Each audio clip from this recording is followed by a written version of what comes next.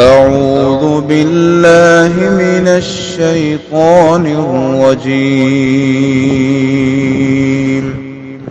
بسم الله الرحمن الرحيم. السلام علیکم ورحمۃ اللہ وبرکاتہ۔ سورہ حامیم سجدہ آیت نمبر 13 سے ان الحمد للہ والصلاة والسلام علی رسول اللہ اما بعد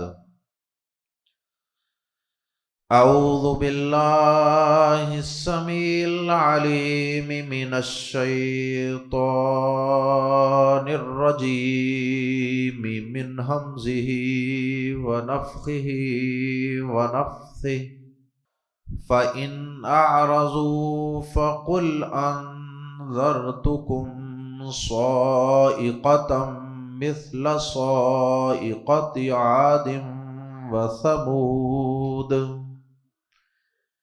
إذ جاءتهم الرسل من بين أيديهم ومن خلفهم ألا تعبدوا إلا الله قالوا لو شاء ربنا لأنزل ملائكة فإنا بما أرسلتم به كافرون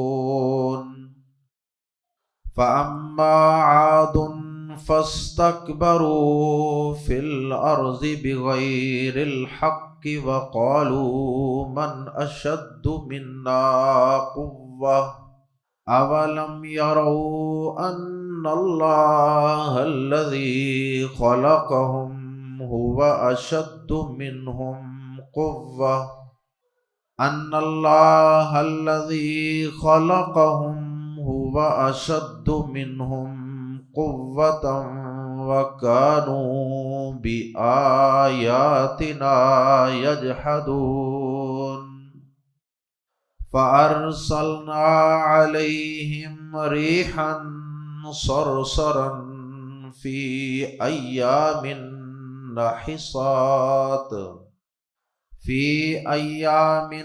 نحسات لنذيقهم عذاب الخزي في الحياة الدنيا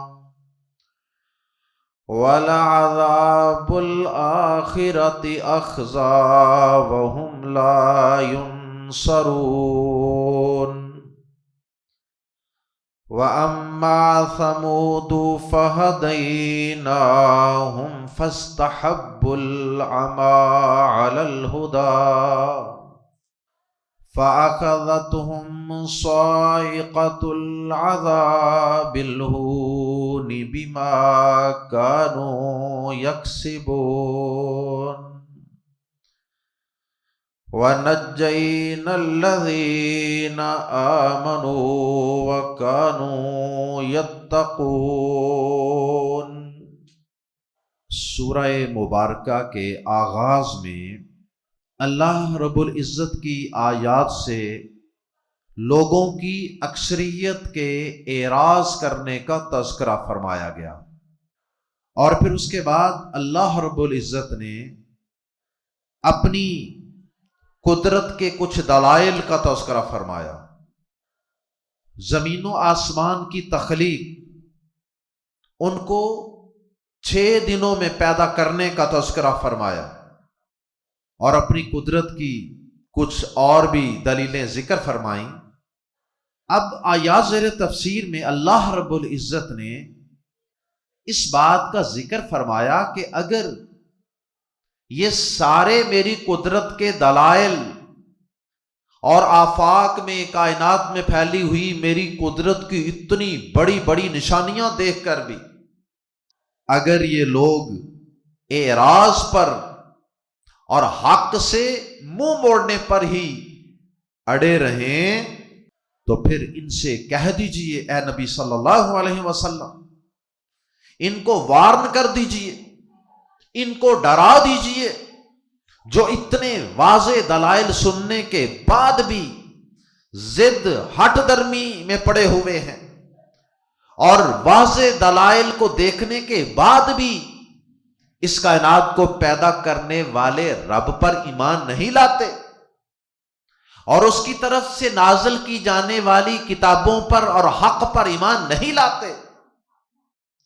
اور اپنے نفس کی خواہشات پر ہی اڑے اور جمے ہوئے ہیں، اور اپنے باپ دادا کے بناوٹی عقیدوں کو ہی انہوں نے اپنے سینوں میں سجائے رکھنا ہے، تو پھر انہیں ڈرا دیجئے اے نبی پاک صلی اللہ علیہ وسلم، انہیں قوم عاد، قوم سمود جیسے خوفناک اور ہولناک عذابوں سے ڈرا دیجئے کہ اگر قوم عاد اور قوم سمود پر ان کی سرکشی کی وجہ سے، ان کے حق بات کو ڈینائی کرنے کی وجہ سے، اور انبیاء کرام کی مخالفتوں میں ساری زندگیاں گزار دینے کی وجہ سے اگر ان پر ہماری طرف سے آسمان سے بڑے زوردار عذاب آئے تھے، زمین پہ زلزلے آئے تھے، اور آسمان سے بارشیں بھی برسی تھیں،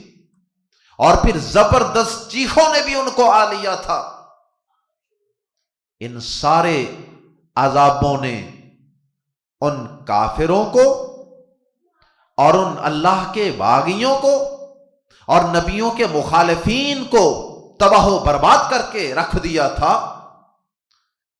اور وہ تھے کہ جو اپنے آپ کو بڑا مضبوط سمجھتے تھے، بڑا قوت والا، طاقت والا سمجھتے تھے، اور واقعی انہیں ہم نے ان مکہ والوں سے اور قیامت تک آنے والے لوگوں سے، قوم عاد سمود کو واقعی ہم نے زیادہ قوت والا اور مضبوط جسموں والا اور بڑے بڑے قدوں والا بنایا بھی تھا۔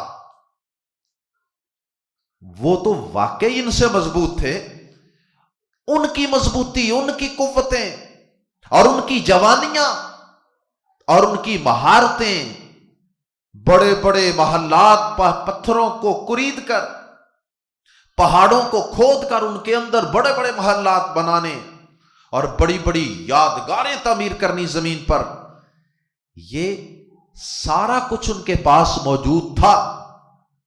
ان ترقیوں کے باوجود بھی جب ہم نے ان کی گرفت فرمائی تو وہ تہس نہس ہو گئے، اس طرح زمین پہ گرے پڑے تھے جیسے بڑے بڑے اونچے درختوں کے تنے کٹے ہوئے زمین پر پڑے ہوتے ہیں۔ تو اگر وہ نہیں بچے جو تم سے زیادہ مضبوط تھے، التی لم یخلق مثلها فی البلاد، کہ جن جیسے ہم نے اس زمین پر پہلے کبھی انسان پیدا ہی نہیں کیے، اتنے مضبوط، تو اگر وہ نہیں رہے تو کیا یہ کفر پر ڈٹ کر، نبیوں کی مخالفت پر جم کر، کیا یہ بچ جائیں گے؟ اللہ پاک نے آیات زیر تفسیر میں ان لوگوں کو قوم عاد سمود جیسے عذاب کڑکنے والی بجلیوں سے ڈرایا ہے۔ آئیے قرآن مجید کے الفاظ میں پڑھتے ہیں۔ فَإِن، تو اگر، فا کا ترجمہ تو بھی کر سکتے ہیں، پھر بھی کر سکتے ہیں، فا پھر، ان اگر، اعرضو وہ اعراض کریں، وہ منہ موڑیں، فَقُل، فا کا ذکر اس لیے کیا کہ اس سے پیچھے اللہ پاک نے اپنی قدرتوں کی زبردست نشانیاں اور دلائل پیش فرمائے، ان کو سننے کے بعد کہا فا پھر، ان اعرضو اگر وہ اعراض کریں، منہ موڑ لیں، اتنے واضح دلائل سننے کے بعد بھی اگر یہ اللہ پر ایمان نہ لائیں یا اللہ کے ساتھ اوروں کو شریک ٹھہرائیں، کمزور بے بسوں کو شریک ٹھہرائیں، یا یہ کہیں کہ مرنے کے بعد انسان کو، جب انسان مٹی میں مکس اپ ہو چکا ہوگا تو کون اس کو زندہ کرے گا؟ فَإِنْ أَعْرَضُوا، پھر اگر وہ اعراض کریں، منہ موڑ لیں قرآن سے اور حق سے، فَقُلْ، تو کہہ دیجئے اے نبی پاک صلی اللہ علیہ وسلم، ان کو کہہ دیجئے، اناؤنس کر دیجئے، اعلان کر دیجئے، انذرتو، میں نے ڈرایا یا میں نے خبردار کر دیا ہے. انذرتو نذیر سے ہے، انذرتو میں نے ڈرا دیا ہے، میں نے وارن کر دیا ہے.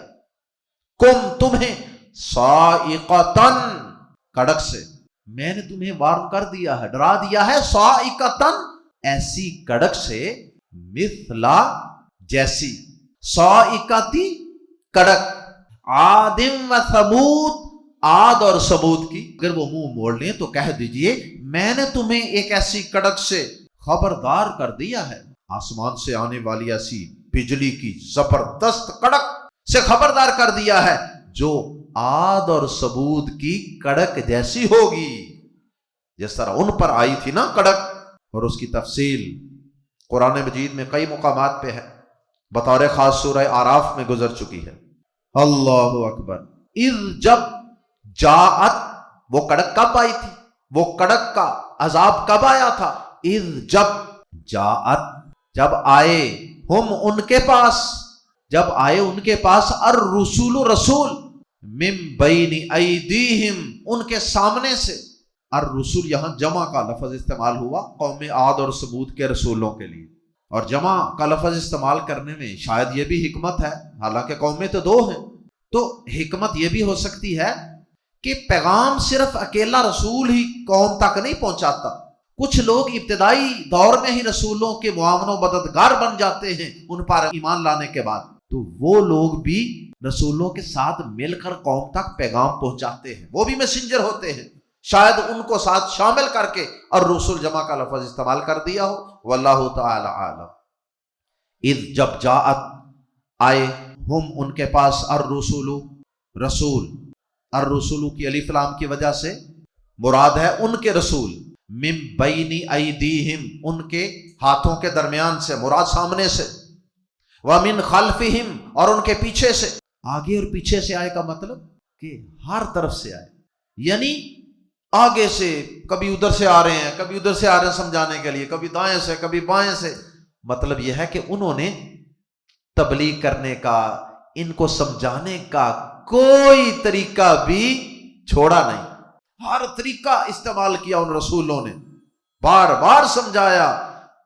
مطلب ہر طرف سے آ کر سمجھایا. کیا سمجھایا تھا؟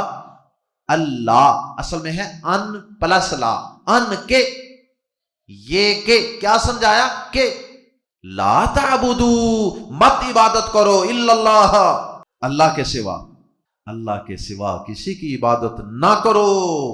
یہ تھا وہ پیغام جو ہر نبی اپنی قوم کو سناتا رہا.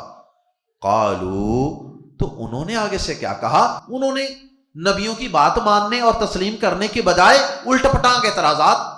کبھی کہنے لگے کہ اللہ نے بھلا تمہیں بھیجنا تھا ہمارے پاس، تم تو ہمارے ساتھ کھاتے پیتے بازاروں میں چلتے پھرتے ہو، جیسا کہ سورہ بنی اسرائیل میں گزر چکا ہے، آیت نمبر 94-95. بھائی تم ہمارے جیسے رسول ہو، کھاتے پیتے ہو. اگر اللہ نے ہماری رہنمائی کے لیے کسی کو بھیجنا ہی تھا تو اللہ پاک آسمان سے فرشتوں کو نازل فرماتے نا، ہمیں کوئی سمجھ بھی آتی کہ واقعی بھائی اللہ نے بھیجا ہے. تو یہ ہر قوم کا ہی تقریباً یہ اعتراض رہا، یہ کنفیوژن رہی ہر قوم کو کہ رسول بشر کیسے ہو سکتا ہے، ہمارے جیسا انسان کیسے ہو سکتا ہے، یعنی بشر رسول نہیں ہو سکتا.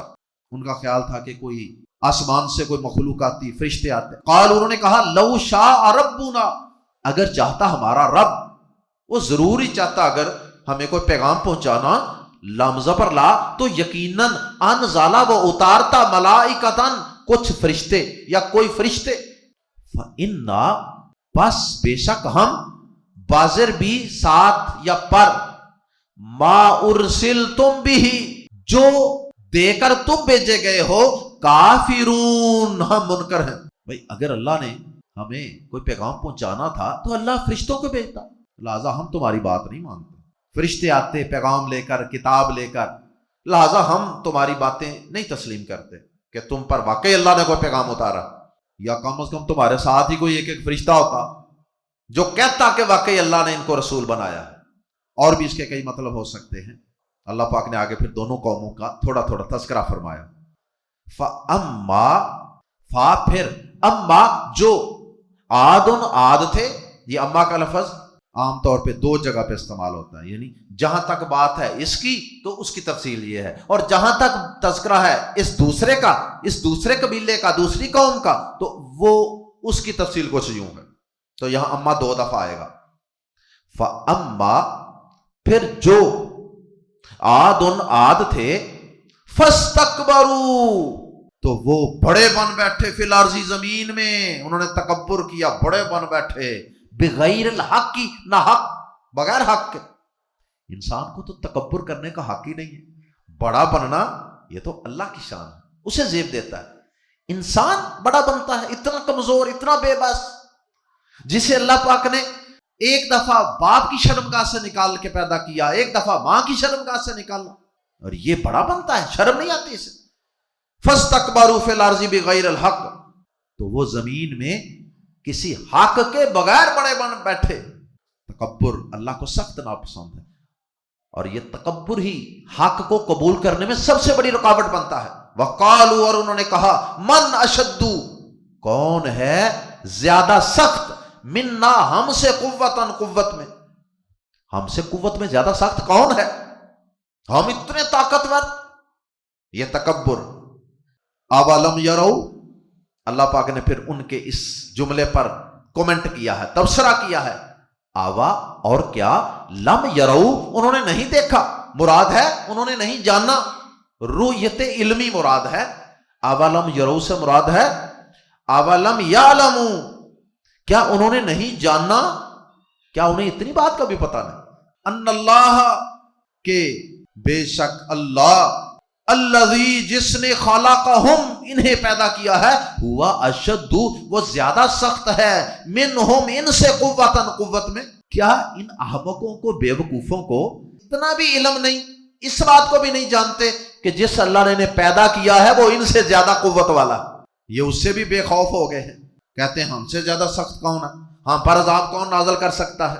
وَقَانُوا اور تھے وہ، بِآیاتِنَا ہماری آیات کا، یجحدون انکار کیا کرتے. کانو اور آگے یجحدون مضارع دونوں کو ملا کر یہ پاسٹ کنٹینیوس ٹینس بن گیا. انہوں نے ہماری آیات کا انکار کیا نہیں، ایک دفعہ نہیں کیا، کیا کرتے تھے. فارسلنا تو ہم نے بھیجی علیہم ان پر، ریحن تیز ہوا، سرسرن تند یعنی شدید سرد ہوا، ٹھنڈی ہوا، ریحن سرسرن. ایک معنی تو اس کا یہ ہے کہ بہت سخت ہوا، ٹھنڈی ہوا، اور ایک معنی اس کا ایسی ہوا جس کے اندر چیخ ہو، شرل شرل کر کے بڑی خوفناک آواز، سکریمنگ ونڈ. فی ایامن ایسے دنوں میں، ایسے چند دنوں میں، ناحساتن جو منحوس تھے، چند منحوس دنوں میں بھیجی. During days of misfortunate بدقسمتی، مس فارچونیٹ.